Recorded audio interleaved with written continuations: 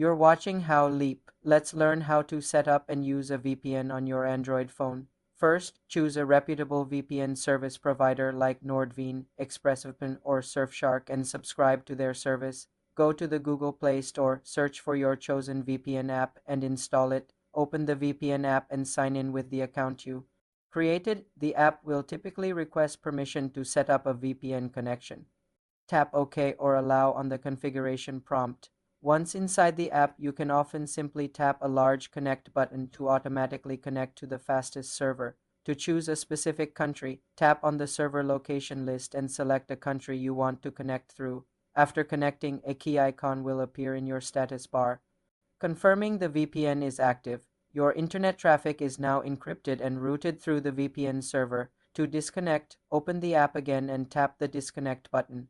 For advanced settings, you can often enable features like a kill switch or split tunneling in the app settings menu. You can also add the VPN toggle to your quick settings panel by editing your notification shade. Remember to connect to the VPN whenever you use public Wi-Fi for security. For more simple computer tutorials, subscribe to the channel.